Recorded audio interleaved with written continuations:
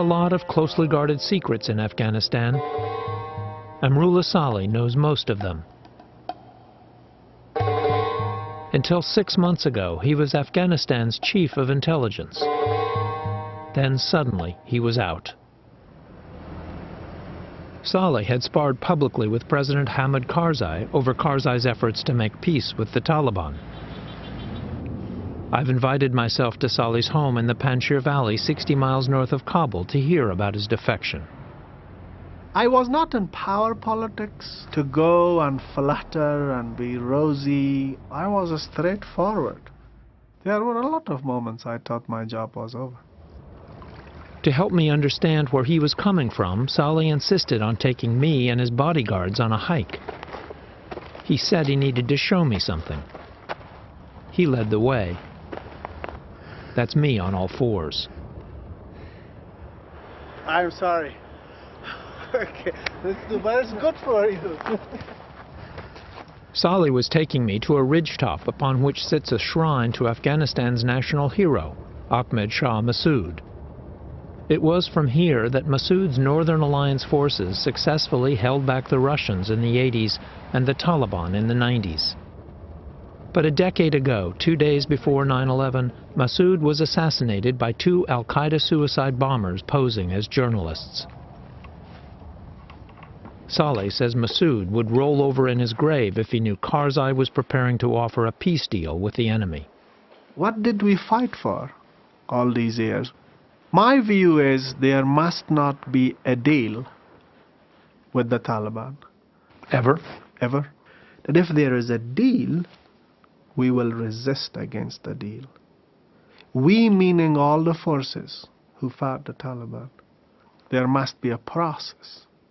And based on that process, Taliban should become part of the society and play according to the script of democracy. They should be demobilized, disarmed, reintegrated. And that process will bring a lasting stability. Deals never bring stability. The problem with any reconciliation plan is that the Taliban don't seem very interested. In June 2010, Karzai gathered Afghan tribal elders for a peace jirga, or conference, and proposed amnesty for what he called his dear Talibs. As the jirga opened and Karzai began speaking, rockets landed nearby and a gun battle followed. Saleh says he had clear evidence that the Taliban was behind the attack, but Karzai refused to accept it. Afterwards, he called his interior minister and Saleh to his office. He accused them of wanting to derail the jirga. President Karzai said, I don't buy into this evidence that Taliban did it. Taliban cannot be that smart. That was a tipping point. He was ridiculing your evidence, and he was angry? Yes. Yes, he was angry. He had every right to be angry. Can you remember anything he specifically said? I remember every word he has said. I don't want to repeat it.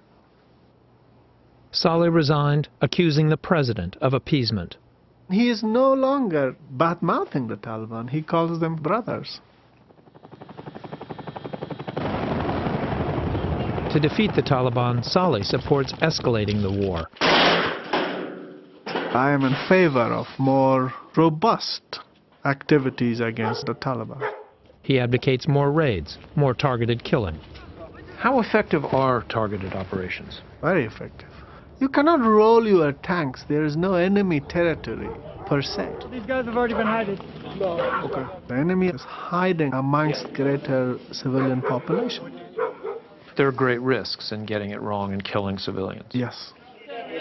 In fact, civilian casualties soared 31% last year. So how do you balance those risks against the gains that you might or might not make in killing leaders? Well, of the 700 whatever number of operations that were done, very few had gone wrong. I don't say all of these operations go perfect. There are disasters. But what is the alternative? Karzai says this strategy is backfiring, turning more Afghans against the government. I also asked Saleh about a twofold increase in drone strikes against Taliban sanctuaries in neighboring Pakistan. Drone operation is a very sensitive, secret U.S. operation. I don't know much about it. I don't believe that you don't know much about it. I think what you're saying is you choose not to talk about it. I only talk about things in which I was involved and I had a degree of control or influence. But your counterparts in the CIA Right? are running these drones. Right. And they are very proud of it. Did you encourage the Americans to increase their use of drones? I encourage America to use Air Force, bomb Pakistan, force it to stop supporting Taliban and Al-Qaeda, period. Let alone drones. I said drones are not sufficient. This is global war against terror. I am very, very direct on that. So I was urging US, and I am urging them now, whatever can hurt Al-Qaeda and Taliban and their supporters in Pakistan, use it. You will regret not using it today. Saleh's special obsession is Pakistan's spy agency, the ISI. ISI has created a space for Al-Qaeda and Taliban to launch operations. Without their protection, they won't be able to do these operations. So ISI knows they are doing it, and ISI is happy they are doing it because through them, Pakistan promotes her policy in Afghanistan. And the policy is Taliban are ours, and they are to dominate Afghanistan. The Pakistani officials have long wanted to see you go. Yes. Now you are out. They won. They won in a way because I am not in a position of power.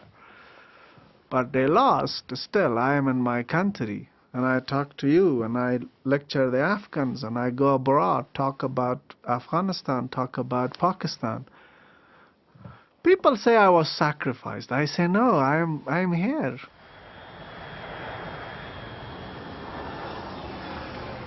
A week after I saw Saleh, he took his message to America. He'd been invited to give the keynote address at a major Washington conference on terrorism. That's him talking with Michael Hayden, former director of the CIA. We hear the speeches of major Western politicians saying failure is not an option. Now it seems as if failure is an option. In his speech, he blasted the Karzai administration. Because everybody is desperate for a deal. Do you have intentions to run for president? It will be wrong to say yes or no. I want to contribute. Presidential position is not the only meaningful one. A deal will be a disaster both for Afghanistan and for the United States. Are you worried about what happens when the Americans withdraw? Yes. What will happen? If they happen and the situation is the way it is, it will be disaster. Massacre of people, bloodbath, disintegration of power, fragmentation of authority. Why should America stay here and sacrifice the lives of its young indefinitely? Why did they come here? They came here for three distinct objectives. Defeat Al-Qaeda, make the Taliban irrelevant, create a viable Afghan state. If those objectives are achieved, good. How long is that going to take? How long did it take to defeat communism? 50 years. So, they can reconcile with Al-Qaeda. It's up to them. America is losing interest. If they lose interest and they withdraw, I have no influence to stop them. None of us have any influence to stop them. But there will be disaster. And history has seen many disasters.